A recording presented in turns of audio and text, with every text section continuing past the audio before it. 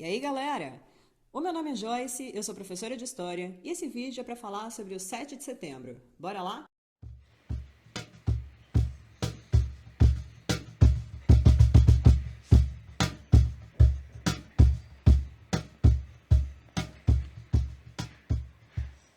Bom, o dia 7 de setembro de 1822 começou bem antes dessa data.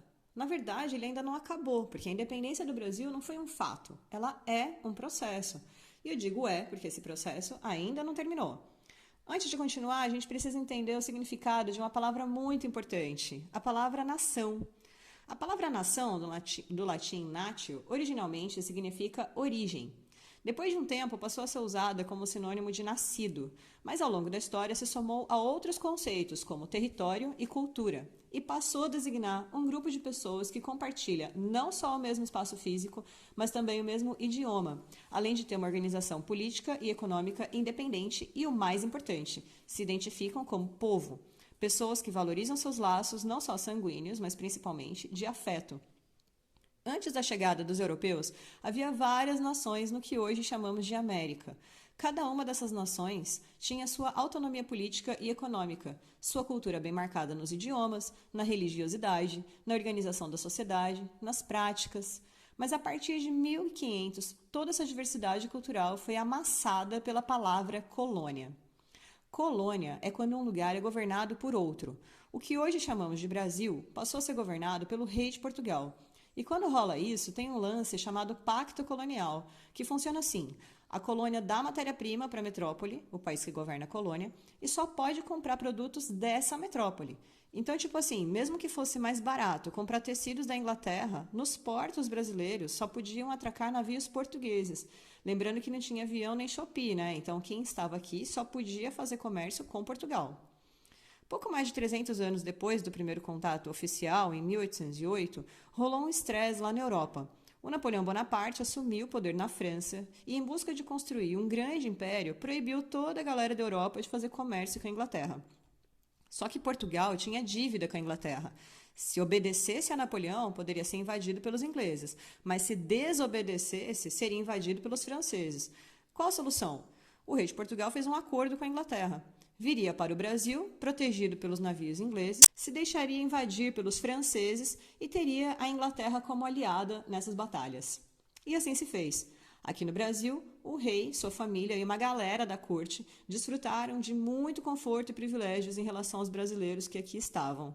Transformaram o Rio de Janeiro, nossa capital na época, em uma rústica Lisboa, e depois que Napoleão foi vencido, os portugueses falaram assim: fim das férias, pode voltar.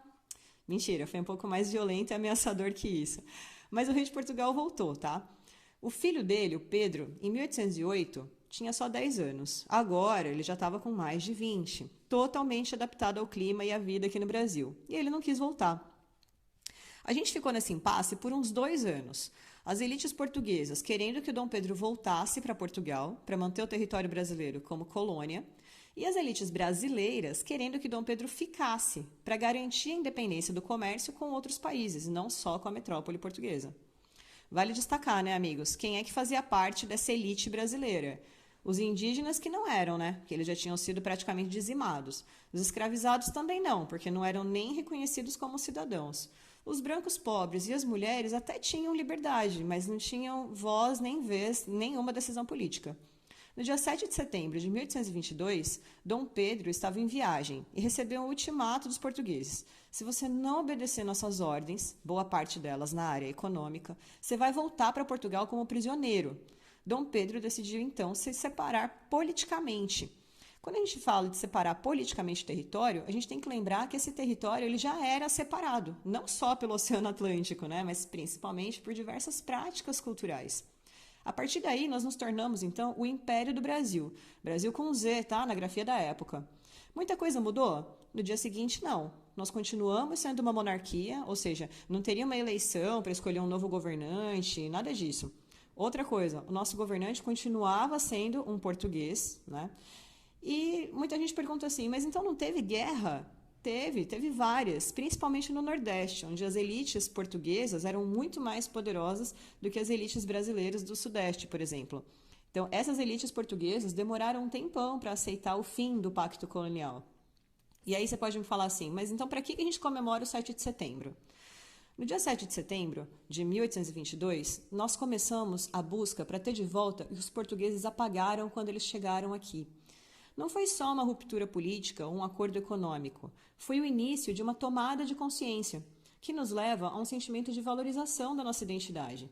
Essa tomada de consciência, ela precisa estar em nós todos os dias, para que a nossa diversidade não justifique a nossa desigualdade. Toda identidade se fortalece através dos símbolos, que são criados para nos conectar com o outro, nos conectar com o todo e até para a gente se conectar com a gente mesmo. Os rituais fazem parte desses símbolos. Eles servem para lembrar quem a gente é. Nossos símbolos não são só as cores da bandeira ou a linda melodia do nosso hino nacional. O sol da liberdade, ele precisa raiar todos os dias e para todo mundo. O 7 de setembro é um ótimo momento para mostrar que nós não fugimos à luta. Nossa identidade nos revela como nação, mas é a maneira como nos relacionamos entre nós e com o que nós chamamos de nosso que nos revela nossa verdadeira origem. A nossa identidade, ela nos revela onde nós somos nascidos, quem nós somos e quem nós queremos ser. É isso!